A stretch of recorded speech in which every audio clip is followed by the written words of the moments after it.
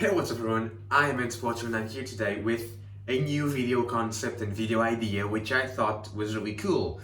This is what we're going to be doing. First of all, this is my bedroom, which is kind of somehow weird to be showing on camera, but this is where my computer is, so this is the background I gotta have.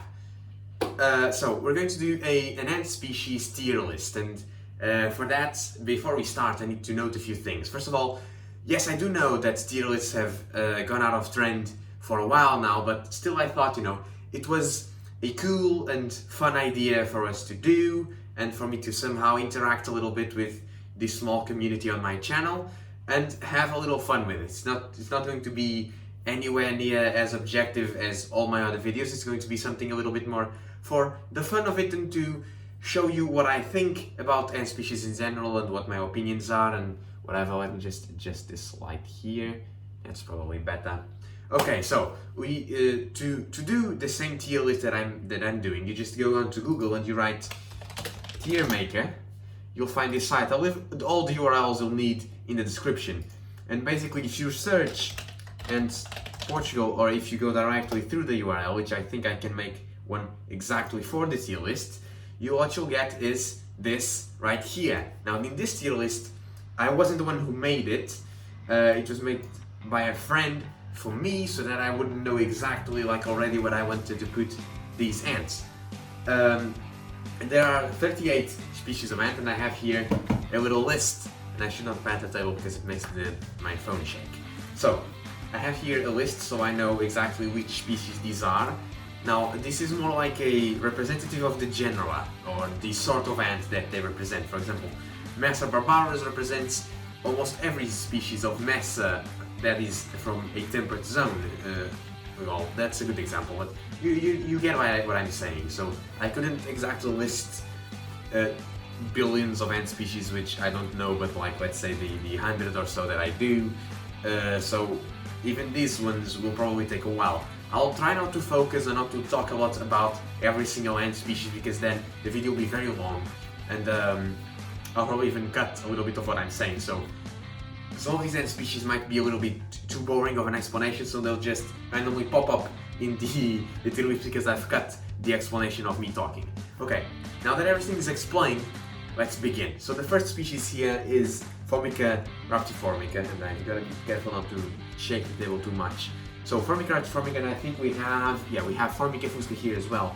There they are, Formica fusca and Formica raptiformica. Now, I'm Portuguese, and every ant in Portugal is fully black, or almost every ant. So every time I have to fight two ant species, which one is fully black, one has a little bit more color for my preference, and they are almost absolutely the same. Otherwise, I'll say that the colored ant is better. So in this case, I like Formica raptiformica for not just the colors that I prefer, but also because they are a little bit bigger, have a little bit more of a polymorphism, and they seem to grow very well being monogenous, and they seem to deal with the cold even better than Formica fusca, which I like. So I'll say this is low B, and that Formica fusca is high C, and I'll move them around as we put other ants inside. Now this is Diacama rugosum. Diacama rugosum. And Diacama rugosum is an ant species that I do not really like, because how they have a gamma gate system, and the fact that their bite is they're stingy, very, very poisonous, but they are a cool ant. So I understand if any of you like this ant species. For me, it's a D. And I'm sorry for every one of you who like these edgy, potent stinging ant species, and I really don't. I don't see the point. But by the way, I would like you all to create this tier list on your own and send them to me on Instagram. By the way, I'll link my Instagram, and I'll probably make a Twitter as well. I think I have a Twitter, but I've never used it for the channel. And I'll link them below so that you can send your tier lists if you want. And I'll probably review some of them and tell you how bad your opinions are and how good mine are. It's just a joke. I'm trying to, be a little bit less formal in this video. And so I can talk about your tier lists, and you can talk to me about your tier lists and my own over there and in the comments below if you don't wanna, if you're just going to talk and not actually do and send a picture of a tier list. Now, very similar to Dicamerogosum in that they are very dangerous, is Harpegnathos venata, this one right here. I'll put it there. Now, these guys, they do actually have queens, which is better than a Gamma Gate system. However, they can freaking jump, and they see. I mean, for me, these ants are a lot cooler than Dicamerogosum, and I will much faster have these than Dicamerogosum. However, I wouldn't keep them with the capability I have now of making setups, because I would have to be sure that not a single ant escapes, because I'd be terrified of taking care of it and putting it back inside the outworld or the nest or whatever. So this is, for now, let's put it as a high D, but then we'll see. Now, here we have Polyrhachis, and there's two, which I think is, this is Ilaudata and this is Divus. Polyrhachis divus, Polyrhachis ilaudata. Now, I love these ant species. They are very hard to contain since they are, first of all, they're weaver ants, which makes their setups very cool. They are very hard to keep inside. They're a little bit of an escape artist for big ants. They can escape and climb through walls and PTFE berries very easily. However, they are very beautiful and they have amazing behavior. They are a little bit picky when it comes to temperature and humidity, even more than what comes next. I'll say this is A as well, but a little bit lower. I prefer Ilaudata. I think they're a lot more beautiful than just regular divas. Now this is an absolute masterpiece of an ant species, alright? This is Weicophilia smaragdina, which I expect most of you know, you being ant keepers, and this is basically the holy grail of ant keeping. They're Asian weaver ants, and they're awesome, they're amazing, and I would love to keep them, and I'll probably try to in the near future, because I have very interesting ideas for a setup, and I've been changing my ant room around, and I think I can keep a colony of these, like a single queen colony, nothing to be too big too fast, very well. So they are hard to keep, don't get me wrong. I think I would do a good job at keeping them. I think some people might do a good job at keeping other difficult ant species, like for example these ones right here, Harpegnathos venator and Dicamerogosum. For me, these guys are absolutely S tier. They're amazing, big, fun, and very just cool. They're just like the coolest ant species ever, or close to it. Here we have Leischius flavus, and I think we have Leischius niger as well. Yeah, there we go, Leischius niger. Now these are very boring, basic ants. They're small. For me, they're very cool. They're very easy and simple to keep. I'll put them all in high C. No, I think I like them more than I do Fusca, and I like Leischius a lot more than I do niger. There we go. Now, this is, I cannot remember the name of, but they are yellow crazy ants, and if most of you watch Ants Canada, like for example, Weicophilia smaragdina, Dicamerogosum, and even the yellow crazy ants will be just something you know what is, and you know that you probably, and I know that you probably love them. Now, yellow crazy ants, I like them. They're not S tier for me, but they're definitely top A. This is Aphanogaster dicari. I think this is definitely Aphanogaster, and I do not like Aphanogaster at all. I find them to be not very pretty of an ant species, and they're not that interesting at all. I find them that they're hard to contain. They don't do all that much. They basically just stand around in their nest and they don't move a lot. When they hunt, I mean, it's fun to watch them do it, but it's basically all they do, like maybe once every 2 days, and I don't know, I don't like them at all. I think, you know, they're just, for me, they're just boring and uninteresting and too much of a work task to actually, they don't suggest to give back to you. It's not a rewarding experience for me to keep them. So I'll say they are E tier, but I respect anyone who'd like to keep them. Now this, going from probably the species that I do not like, that I like the least out of all the species in here, to the one that I definitely like the most. This is Black Crazy Ant, Paratrechina longicornis, and to me they are my absolute dream species, and I'm working on getting one as we speak, kind of. I'm getting my hands on a small colony of these.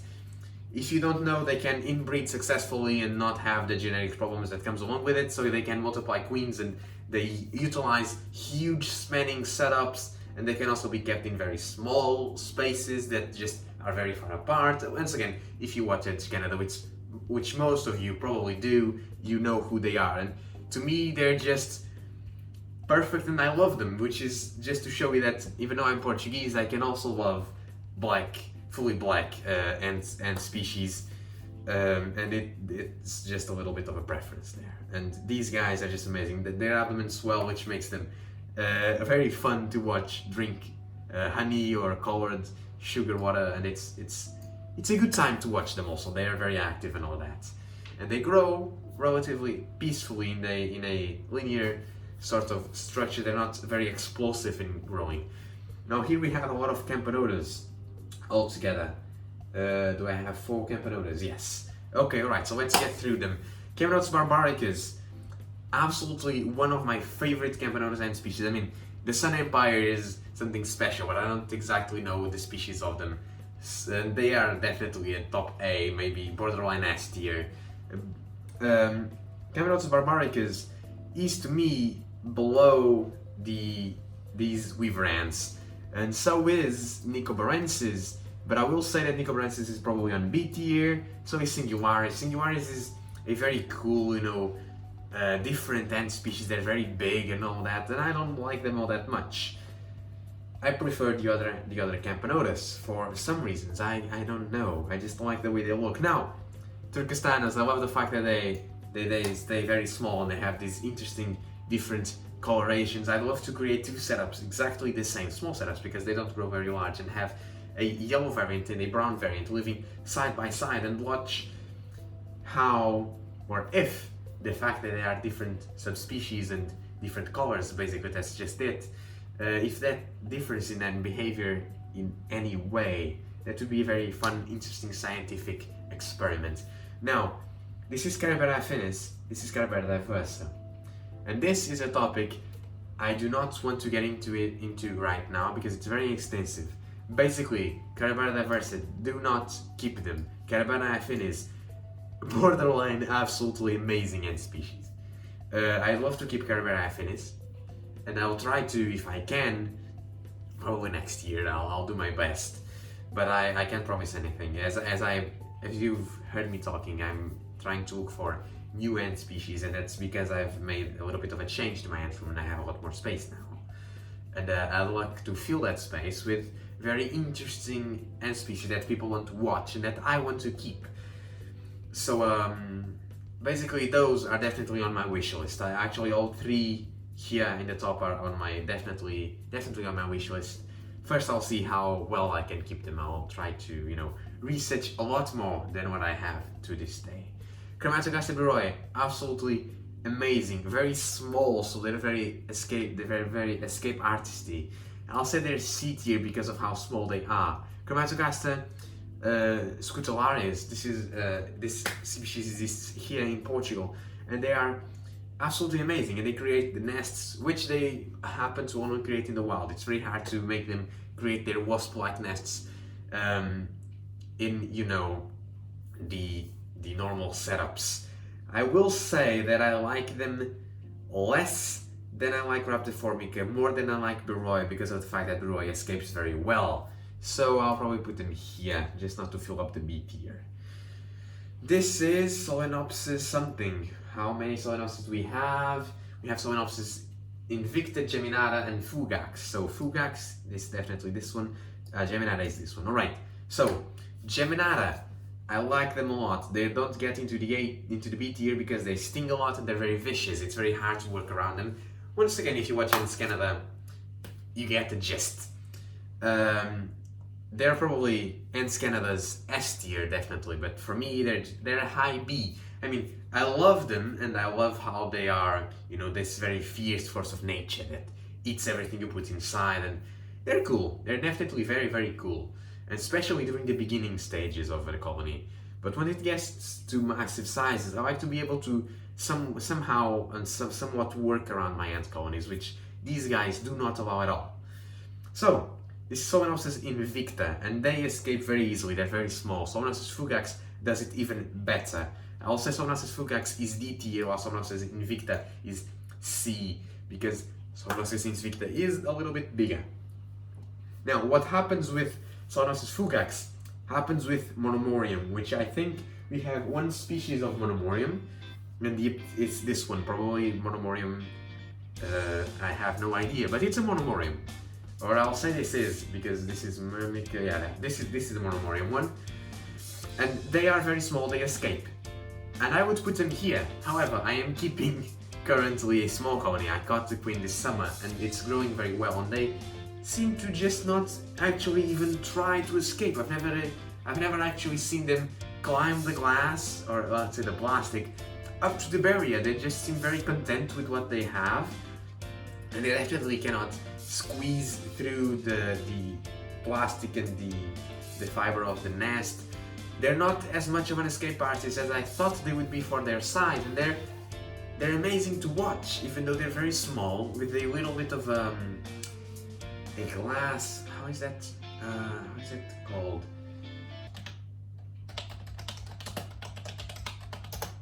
A magnifying glass, and I definitely did not Google Translate that.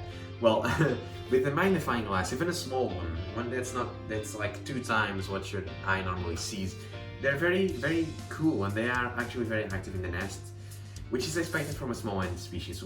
So I'll say that they are top of C, for the fact that I keep them. And as you keep ants, you'll notice that sometimes you think, oh, this ant is probably not my type.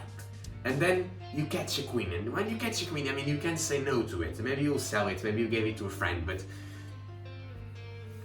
you know, I like to raise queens, and it's a very, very rewarding process of ant keeping. So I raised that queen, and I can't get enough of those little guys. I mean, I have not featured them in the channel. I've basically only featured the Sun Empire, because the Sun Empire is at a size where I know they'll be interesting for a long time, or for the 10 minutes of the video, and then I know that they won't crash very soon, so I don't give you false hopes. In about 2 or 3 months, I'll probably feature them, so we'll see how they are doing. Now, this is Anochetus Ricci, and Anochetus Ricci is absolutely adorable. They're so cute. They're the only ant species that I'll say is objectively cute, because ants are insects, and insects aren't really cute, in my opinion. I mean, I love them, and I like to keep them, but I wouldn't call them cute. Anochetus Ricci are so adorable, and they do sting, but they're not so prone to jumping as the other big trap jaws, and they're very cool to keep. They also stay in small sizes, and they're small hands, so it's a very good, you know, little setup thing, which is even cuter, and I love them. I love them a lot. I mean, they're not cool like these other 3, but they're cute enough for my S tier, I'll say. Odontomachus, which is the big trap jaw, these ones right here, I'll say they're A. I like them less than I like these Camponotus. I like them more than I like Solenopsis geminata. I'll say they're right here, because they're very dangerous, and they can sort of jump kinda-ish.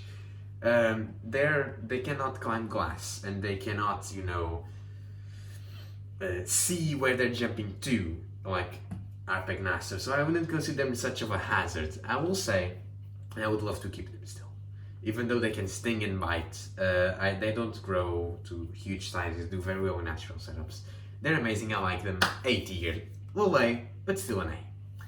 This is Monomorium phariensis, it has exactly the same problem as Solenopsis fugax. However, that junction colony of, you know, we get 2 colonies, you put them together, they're very prone to budding and all of that. It's cool. However, I mean, to me, I'd have to buy and import them here, so I wouldn't do, you know, just to get a slightly bigger ant colony, I wouldn't be buying. So it doesn't make a lot of sense to have them, especially considering how much of an escape artist they are. I'll say they're better than Solenopsis fugax. They're less. I think Solenopsis fugax is like the best ant at escaping a setup, and Monomorium phariensis is right behind it, which makes it so that I don't like them as much. It's not that I don't like the challenge. I mean, creating a setup that would keep and contain these ant species at a large number, at a large colony, is definitely an interesting project. It's just not something that I enjoy a lot, because I like to have, when I have modular setups, I like to have them very easy to detach, move around, clean, etc., etc., which would be very much impossible with these ant species. Now, Oh, so this is a leaf cutter ant. This is Ara here, and this is Acromyrmex. Sorry, I moved the table. So I'll say that I want definitely to keep one of these. I do think that Acromyrmex is better because these ants grow to millions, and it's just almost impossible to keep them at a certain point because of the amount of leaves that they consume. I will say that they're painted as being more difficult than they actually are, because I've known a few people that keep them and they're not as hard as people paint them to be if you know how to create a setup. Acromyrmex for me is better because even though they're polygynous, I would keep a single queen and have a colony that grows to, well, a very very big size, but not very fast because it's a single queen and not that big of a size for a leafcutter ant. So I'll say these guys are S tier, right here, right above Anochatus ricci. Actually, I'll say, yeah, no, I don't know which one of these, well, let's leave it at that. And Ara, they grow to very, very large sizes, so I say they do not sneak their way into S tier, but they're definitely A. Here we have Mesobarbarus, which is definitely, Jesus Christ, it's an S tier, it's my favorite ant species. Right after the love that I found for black crazy ants. The Mesobarbarus is the first species I ever kept, and it's the first species I ever had success keeping, and it's an amazing species which I have grown up with because they exist all throughout my area and are very prominent. I love them a lot, and I actually think they're very cool for even the most expert keepers because they grow to massive sizes of both ants and ant colony, and they eat seeds, which means that you can basically feed them once every week or something, and you can give them some insects here and there and they'll be just fine, they'll be thriving all the way, they don't need a lot of water. They're just very, very, very easy to keep, and I do not currently have a colony of them, but I will. I'll make sure that I do. This is Mesa Structa. Mesa Structa is not the same, they're very much more small, and they're still very cool, but they develop a lot slower, and I do not like them as much. I'll say they're somewhere around here because Mesa is definitely one of the best genera of ants. Myrmica rubra, I like them a lot. I'll say they're the European fire ants, and they're not as much of a force to be reckoned with. They're also not as interesting as Solenostis geminata, which means for me that they're under here, right after Lasius flavus for me. This is Myrmica brunea. There's definitely I just done an ant care species guide, so go watch that and know all about that. And yeah, for me they're low A. They're not that interesting in captivity compared to what they are in the wild. Well, they're probably amazing to watch, and they're still very cool. So bottom A. I prefer to have a colony of Myrmica brunea than have a colony of Solenopsis geminata. So I think that's exactly where they stay. Phaidoli polydula. Phaidoli noda, definitely a low S. Very low, but still an S. Phaidoli polydula. By the way, Phaidoli is also an ant genera that I love. They're very small, but they have these big-headed ones, and they're amazing. Phaidoli noda is probably like almost twice the size as Phaidoli polydula. But I love them both, and they're just amazing. However, these guys are better at eating seeds, which is why I like them more. I like them more because of that. Phaidoli polydula definitely an A tier species, probably even more than yellow crazy ants, definitely less than Ara. This is probably Ara cephalopus, something, I don't know. So, Pranolepis nitens, definitely a very cool ant species that I cannot keep in my ant room because they do not take very warm temperatures very well, which is a shame. However, they're very cool to have around the house. They're very interesting, and they're amazing. They're an A tier, and I'll say I like them. Yeah, I like them more. No, they are probably more than Odontocrates for me. As you can see, I have a tendency to prefer sort of more peaceful ant species, or when an ant species is basically the same but more peaceful than the other, I'll probably prefer the more peaceful one. This is Portugal punctatus, and they're definitely an S tier, there's no question about it. They grow basically infinitely, they're very easy to keep, they're cleanless. I have an ant care species guide that explains why I love them, and I have an ant care species guide in most of the ants here, so go watch those if you have any questions to why or not I like them. Tetramorphicarianatum, definitely something that for me is better than Myrmica rubra and definitely better than Solenopsis geminata. What I will do and what I will say is that I like them more than Odontomachus, less than Paranoipis nithens, and I move these guys here just not to have that OCD inducing change of line. Now this is probably my tier list of ants. I mean, some of these can be exchanged, like this could come down here like that. Yeah, that's probably how it is. So this is how I rank these ant species in particular. So if you have any questions, any sort of thoughts about it, and if you have your own tier list that you have made with my template here, which once again I'll leave down in the URL below, send them to me and let's talk about it and let's have some fun with this. I hope you've enjoyed and I hope I haven't bored you for a very long time. So see you in the next one. Bye bye.